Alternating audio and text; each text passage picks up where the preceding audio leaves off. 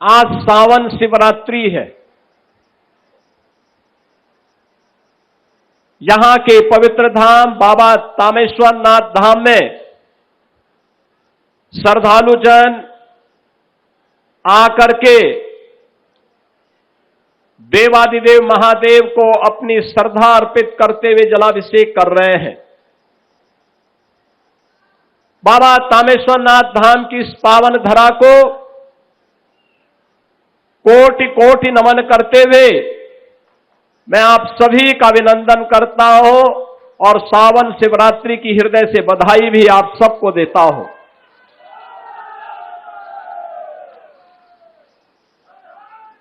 प्रदेश के सभी शिवालयों में भारी भीड़ है। लाखों की संख्या में श्रद्धालु आकर के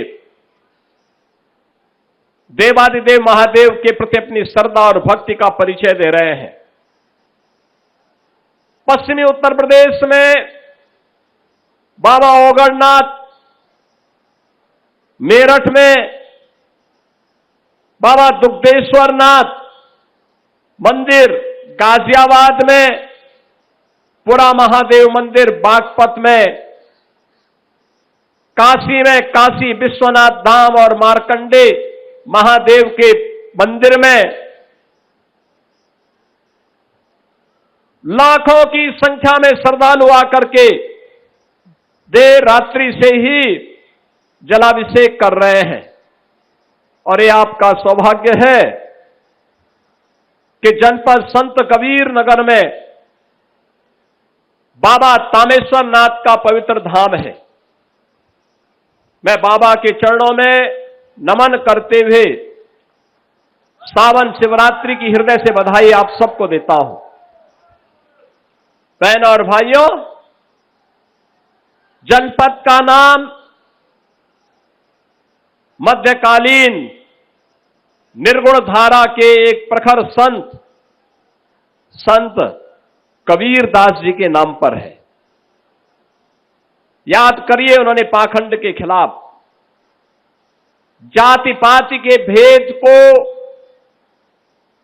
चौड़ा करने वालों पर कड़ा प्रहार किया था।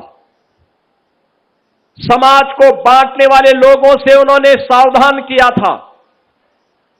और यही कारण है सैकड़ों वर्षों के बाद भी संत कबीर दास जी की ये वाणियां आज भी समाज का मार्गदर्शन कर रही है। संत कबीर दास जी उस पाखंड के खिलाफ लड़ने के लिए इसीलिए मगहर में आए थे। लोगों की मान्यता थी कि मगहर में मरने पर नरक मिलता है। उन्होंने कहा स्वर्ग और नरक ये व्यक्ति के कर्मों पर निर्भर करता। अच्छे कर्म करिए, लोक कल्याण का कार्य करिए, सदाचार का कार्य करिए, अपने कर्तव्यों का निर्वहन करिए, ईमानदारी के साथ अपने कर्तव्यों का निर्वहन करेंगे तो आपको कहीं भी स्वर्ग प्राप्त हो सकता है। और उन्होंने इसीलिए मगहर में आकर के साबित किया कि नहीं, यहां नरक नहीं, यह भी स्वर्ग पाने की भूमि है। और स्वर्ग पाने की इस भूमि संत कबीर दास जी की इन्हीं स्मृतियों को जीवंत बनाने के लिए डबल इंजन की सरकार ने प्रधानमंत्री मोदी जी के मार्गदर्शन में कबीर एकेडमी का निर्माण मगहर में किया है। वहां का सुंदरीकरण किया है। संत कबीर दास जी से जुड़े हुए विभिन्न पहलों को लेकर के शोध को आगे बढ़ाने के लिए हम लोगों ने अपने कार्यक्रम को आगे बढ़ाया है। बहनों और भाइयों, बदलता हुआ संत कबीर नगर बदलते हुए उत्तर प्रदेश की कहानी को कह रहा था। जो बातें अभी यहां हमारे दोनों विधायक कह रहे थे, विकास के एक एक मुद्दे को लेकर के मजबूती के साथ अपनी बातों को कह रहे थे। एक ही भाव है, विकास के कार्यों के माध्यम से आम जन के जीवन में परिवर्तन लाना, अपने क्षेत्र का, अपने विकास खंड का, अपनी विधानसभा का और अपने जनपद का विकास कराना, विकास की गति के माध्यम से आम जन के जीवन में प्रगति लाना और इस प्रगति के माध्यम से समृद्धि के नए सोपान को छूते हुए हम भी आत्मनिर्भर और विकसित उत्तर प्रदेश के सारथी बनेंगे, जिससे 2047 के पहले हमारा देश आत्मनिर्भर और विकसित भारत की परिकल्पना को साकार कर सके। यही कारण है कि आज संत कबीर नगर जनपद में कांग्रेस और समाजवादी पार्टी के भ्रष्ट आचरण के कारण जो कताई मिल बंद हो गई थी, आज उसको प्रारंभ करने के लिए फिर से कार्य योजनाएं प्रारंभ हो रही है। ये सीजन याद करिए, ये सीजन संत कबीर नगर, गोरखपुर, बस्ती, सिद्धार्थनगर, कुशीनगर, देवरिया, बलरामपुर, बहराइच, श्रावस्ती, गोंडा के बच्चों के लिए भय और दहशत का कारण बनता था। हर मां इस बात से सशंकित रहती थी कि ये बीमारी, ये नौ की बीमारी, ये मस्तिष्क ज्वर न जाने किस बच्चे को निगल लेगी। कांग्रेस कुछ नहीं कर पाई। समाजवादी पार्टी को 4 बार सरकार बनाने का अवसर मिला था, वह कुछ नहीं कर पाई। ये मैं अपना सौभाग्य मानता हूं, जब डबल इंजन की भारतीय जनता पार्टी नेतृत्व की एनडीए सरकार बनी, आज इंसेफ्लाइटिस को हमने पूरी तरह समाप्त कर दिया। अब नौ की बीमारी नहीं, मस्तिष्क ज्वर नहीं है। अब बच्चों की मौत बीमारी से नहीं हो सकती, वैसे ही नहीं हो सकती जैसे अब कोई माफिया किसी नौजवान के भविष्य के साथ खिलवाड़ नहीं कर सकता। ये बीमारी, इस क्षेत्र के लिए बीमारी और यूपी को बीमारू राज्य, ये कांग्रेस और समाजवादी पार्टी ने दिया था। पाप ये करते थे, भुक्तभोगी आपको होना पड़ता था, यहां के नौजवानों को होना पड़ता था, यहां के बच्चों को होना पड़ता था। भ्रष्टाचार इनका और खामियाजा हमारे बच्चों को भुगतना पड़ता था। वे समय कालकल्वित होते थे। आज बहनों और भाइयों, बीमारी को भी समाप्त किया और माफिया को भी समाप्त किया। माफिया मुक्त, कर्फ्यू मुक्त उत्तर प्रदेश। पर्व और त्योहार के पहले हमें कभी मैदावल में, कभी बखिरा में, कभी खलीलाबाद में, कभी धनघटा में दुर्गा पूजा पंडाल लगाने के लिए आना पड़ता था, दुर्गा मूर्ति विसर्जन के लिए आना पड़ता था, रामनवमी के जुलूस को, शोभा यात्रा को आगे बढ़ाने के लिए आना पड़ता था। अब मैं कह सकता हूं, मैं लखनऊ से ही देख सकता हूं कि आपकी शोभा यात्रा और आपका मूर्ति का पंडाल सुरक्षित है, कोई भय नहीं, कोई भय नहीं। अब राह चलते हुए किसी बेटी को कोई गुंडा छेड़ नहीं सकता है। ईमानदारी के साथ व्यापार करने वाले किसी व्यापारी के साथ कोई जबरदस्ती नहीं कर सकता है। उसे मालूम है, बेटी के साथ छेड़खानी की और व्यापारी के व्यवसाय में अनावश्यक हस्तक्षेप करके लूटपाट करने का प्रयास किया तो खामियाजा एक ही होगा, या तो जेल जाना पड़ेगा या जहन्नुम की यात्रा के लिए तैयार रहना पड़ेगा। बहनों और भाइयों, जब इस दृढ़ इच्छा शक्ति के साथ कार्य होता है तब परिणाम आते हैं।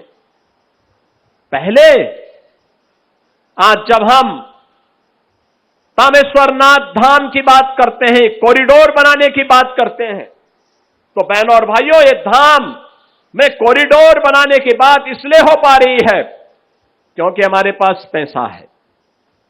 हमारी भगवान शिव के प्रति, देवादिदेव महादेव के प्रति हमारी आस्था है। भारत की विरासत का हम सम्मान करना चाहते हैं। इससे पहले पैसा था, लेकिन यही पैसा कब्रिस्तान की बाउंड्री वॉल के नाम पे खर्च हो जाता था।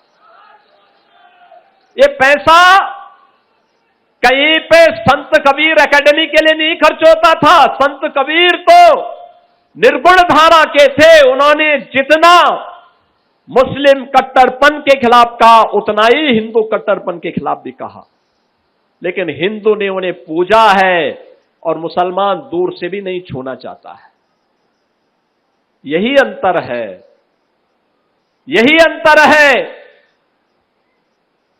आज संत कबीरदास जी के नाम पे एकेडमी बनती है, ऑडिटोरियम बनता है और साथ साथ बाबा तामेश्वर नाथ धाम के कॉरिडोर के निर्माण के लिए भी हम कार्य कर रहे हैं। मैंने तो कहा है तामेश्वर नाथ धाम के लिए जितने लोग वहां बसे हुए हैं उनको हम मुआवजा देंगे, बसाने की व्यवस्था करेंगे। वे लोग सहयोग करेंगे तो आने वाले कई 100 वर्षों के लिए, आने वाली पीढ़ी के लिए उत्तम धाम का निर्माण हो जाएगा। पैसे की कमी नहीं, पैसा हम दे देंगे, वे सहयोग तो करें। बैजूनाथ धाम का मंदिर बीच में क्षतिग्रस्त हुआ था। हमने धर्मार्थ कार्य विभाग को कहा है जल्दी से उसका प्रस्ताव मंगाओ, वहां पे भी कोई कार्य होना चाहिए, बैजूनाथ धाम में भी होना चाहिए काम। बहनों और भाइयों, आपकी आस्था को सम्मान देने वाली सरकार होगी तो वही विकास करा पाएगी। जिनके मन में आपकी आस्था के प्रति सम्मान का भाव नहीं, वे विकास भी नहीं करा सकते। वे छात्रों की छात्रवृत्ति को हड़प जाते थे, विकास के कार्यों को लूट मचा देते थे, नौजवान की नौकरी में लूट मचती थी, किसानों के लिए आने वाली योजनाओं में भी व्यापक भ्रष्टाचार था। आप सोचो, कोई ये कल्पना कर सकता है? पूछना चाहिए कांग्रेस और समाजवादी पार्टी से, एक बात पूछनी चाहिए। अकेले संत कबीर नगर की जब मैं बात करता हूं तो बहनों और भाइयों, प्रधानमंत्री आवास योजना में ग्रामीण और शहरी को मिलाकर के अगर संत कबीर नगर में हम देखेंगे 95,000 परिवारों को एक एक आवास मिला है। 95,000 परिवारों को। 3.5 लाख गरीबों के घर में शौचालय बना है पिछले 9 वर्ष के अंदर।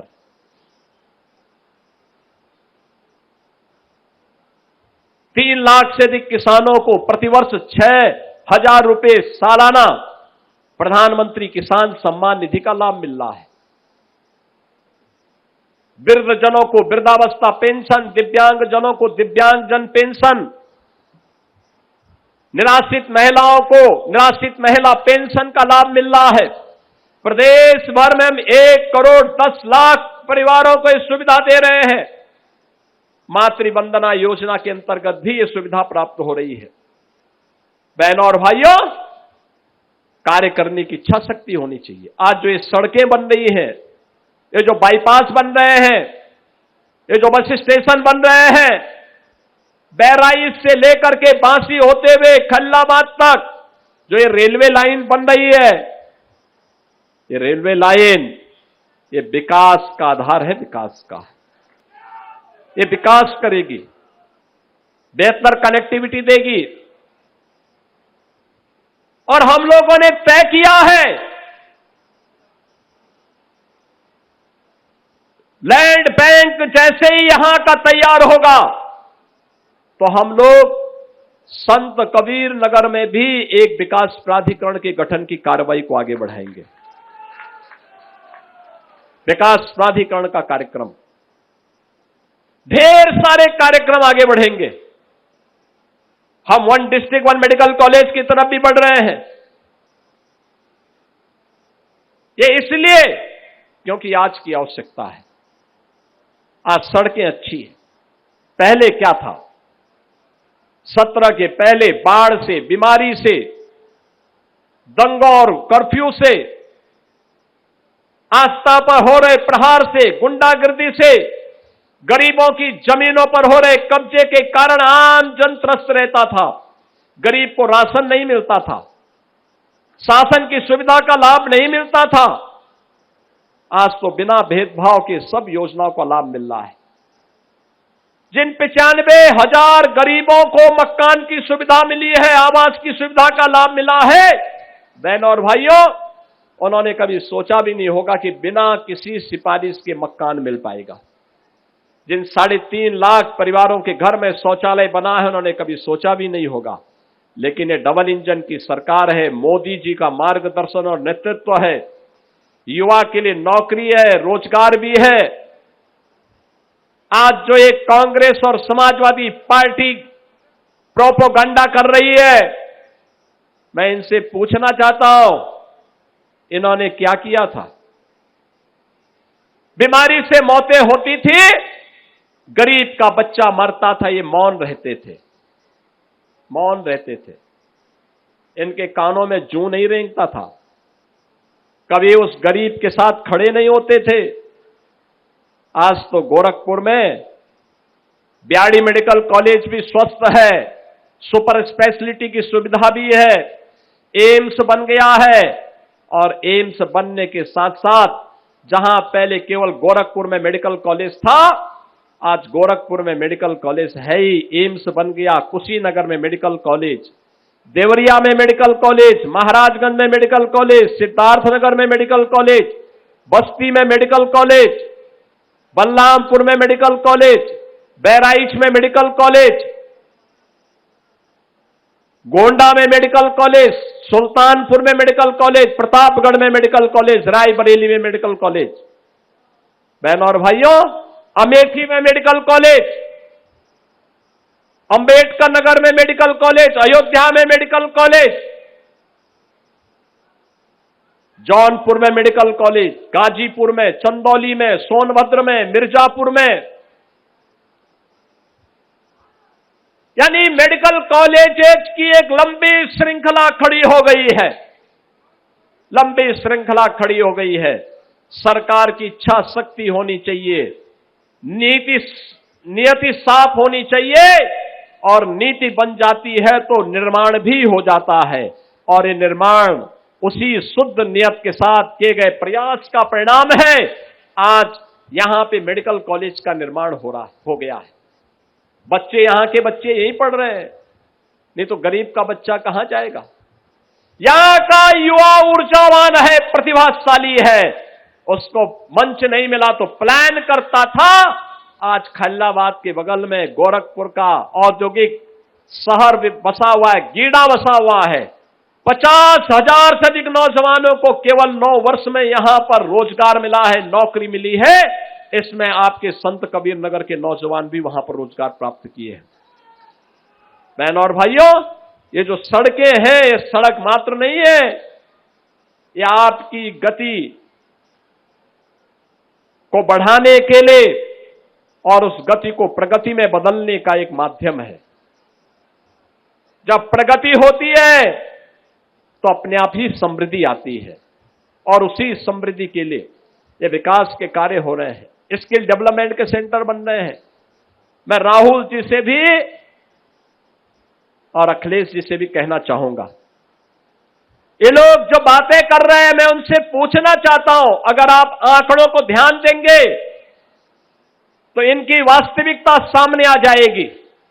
आंकड़े बताते हैं, पहले 2014 के पहले, मोदी जी के पहले लंबे समय तक कांग्रेस ने शासन किया, देश के अंदर आईआईटी की संख्या थी मात्र 16, और 14 के बाद मोदी जी के नेतृत्व में आईआईटी की संख्या हुई है 23, बढ़ी है, 44% की वृद्धि हुई है। आईएम 14 के पहले इनकी संख्या थी 13, और 14 के बाद इनकी संख्या में वृद्धि हुई है 22, यानी 69% ये बढ़े हैं। प्रधानमंत्री कौशल विकास के लिए 14 के पहले व्यवस्था अस्तित्व में ही नहीं थी। अगर नौजवान की स्किलिंग नहीं है तो उसको नौकरी और रोजगार नहीं मिलेगा। और आज देश भर में लगभग 600 केंद्र संचालित हैं, और लगातार राष्ट्रीय कौशल विकास मिशन के माध्यम से एक नेटवर्क को आगे बढ़ाने का काम देश के अंदर तेजी के साथ चला है। एम्स 2014 के पहले थे 7, आज हैं देश में 23। मेडिकल कॉलेज 431 थे 2014 के पहले और आज हैं 818, यानी 93% की वृद्धि हुई है। एमबीबीएस की जो सीट्स थी 2014 के पहले थी 51,348, आज है 1,28,926, यानी 151% की वृद्धि हुई है। मेडिकल कॉलेज की पीजी सीटें 14 के पहले थी 31,185 और 2014 के बाद इनमें वृद्धि हुई है 85,822, यानी 175% की वृद्धि हुई है।